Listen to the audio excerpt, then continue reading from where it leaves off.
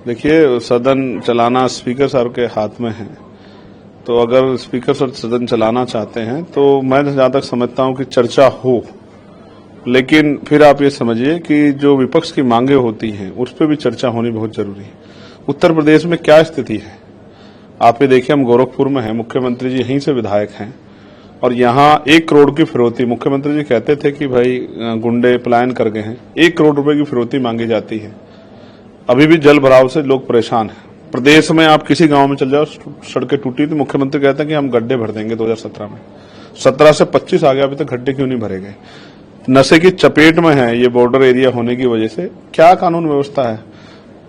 फतेहपुर में मजार पे जिस तरह से ऐलान करके जो है भाजपा के पदाधिकारी चढ़ जाते हैं और उस मजार को तोड़ देते हैं पुलिस की मौजूदगी में, किस भाषा का प्रयोग कर रहे हैं सत्ता के जो हैं पदाधिकारी कि गोली चला के दिखाइए, ये करके दिखाइए। कानून के जिस तरह खिलवाड़ हो रहा है उसके बावजूद जो है सदन पे इन मुद्दों पर चर्चा, उनसे मैंने सुना है कि विपक्ष इन मुद्दों पर चर्चा की बात कर रहा है, लेकिन अब मैं फिर कहता हूं कि जो गार्जियन होते हैं हाउस के, उनकी जिम्मेदारी होती है कि वो सत्ता के साथ विपक्ष को भी सुने, और विपक्ष की बात को नहीं सुना जाएगा तो फिर लोकतंत्र में ये जो विरोध है या अपनी बात को सरकार जब गलत कर रही है उसको रोकने का माध्यम क्या है?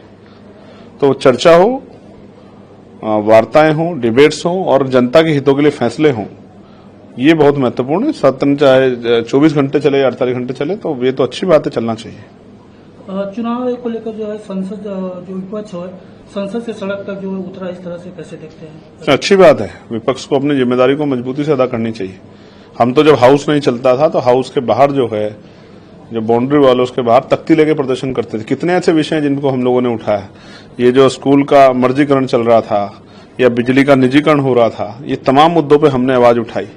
एक दवाई एक दाम की आवाज उठाई, एडवोकेट प्रोटेक्शन एक्ट की आवाज उठाई, कोशिश की कि जिन मुद्दों को सरकार ने, जो हम वहां हाउस में नहीं कह पा रहे हैं हाउस में चलने की वजह से, उनको भी जनता के सामने रखा जाए। और मैं मीडिया का धन्यवाद दूंगा कि बहुत सारे ऐसे विषय जब उठे तो सरकार को उन पर फैसले लेने पड़े हैं। अभी भी बहुत सारे विषय हैं, हमारे यहाँ नहीं चला 16 दिन से विजन सदन नहीं चला, यहाँ तो 24 घंटे चलने की बात हो रही। तो हम लोगों ने तो कोशिश किया कि हमारे विषय उठा। अब जल भराव की स्थिति क्या है? मैं जिस लोकसभा क्षेत्र से जीत के आया नगीना में, वहां कई कस्बे ऐसे हैं जो जलमग्न हो रहे हैं। नैटोर है, नजीबाबाद है, धामपुर है, बरसाती नदियां उफान पे। हम गंगा से कनेक्टेड हैं, गंगा के आसपास के एरिया में सारी फसलें नाश हो गई।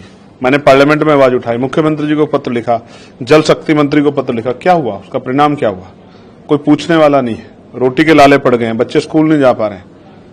गड्ढों में सरकार गड्ढे नहीं भर रही, गड्ढों में सरकार चली गई है आज उत्तर प्रदेश में। और मैं फिर कह रहा हूं, इस तानाशाही के साथ सरकार नहीं चलती। जनता में बहुत विरोध है और जनता आने वाले चुनाव में वोट की चोट से सबक सिखाएगी। ये राहुल गांधी, प्रियंका गांधी और जो है अखिलेश जी को गिरफ्तारी को कैसे देखते हैं जो उस दिन हुए थे? नहीं देख, फिर मैं कह रहा हूं, जब कोई सत्ता के द्वारा जो गलत पॉलिसियां लाई जा रही है उनके खिलाफ अगर कोई संघर्ष करेगा तो गिरफ्तारी से डरना नहीं चाहिए। हम लोग तो जेल में रहे और अभी भी हम लोग जेल जाने के तैयार हैं, लेकिन अपने लोगों के हक की लड़ाई। अब किसान की क्या हाल है आपने देखा, डीएपी पे क्या हाल है, यूरिया के किस तरह से यूरिया पे जो है कई घंटे इंतजार करना पड़ा। सरकार की क्या जिम्मेदारी कि वो सबको जो है सुविधाएं दे, तो सुविधाएं कहां मिल रही है? बिजली कटौती की बात करें तो मैंने यही अखबार में पढ़ा कि 16-16 घंटे कटौती यही हो रही है। तो उत्तर प्रदेश में नया कुछ नहीं हुआ है, पुराने जो चीजें हुई हुई हैं उसी को जो है, उसी पे जो है लीपा पोती करके, डेंट पेंट करके अपने नाम करके चला जा रहा उत्तर प्रदेश को। ये 2027 के चुनाव को लेकर आपकी क्या तैयारी है?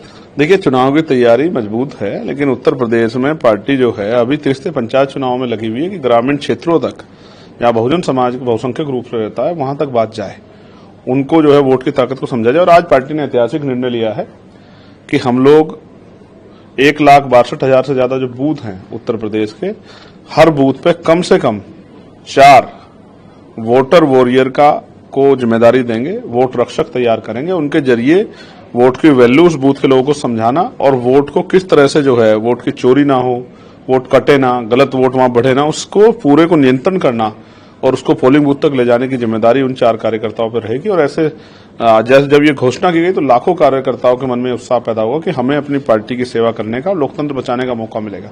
तो ये जो फॉर्मूला हम लोग वोट रक्षक का लेके आए हैं, वोट वॉरियर का लेके आए हैं, ये फॉर्मूला उत्तर प्रदेश में बहुत बड़ा बदलाव जो है आजाद समाज पार्टी पक्ष में करेगा।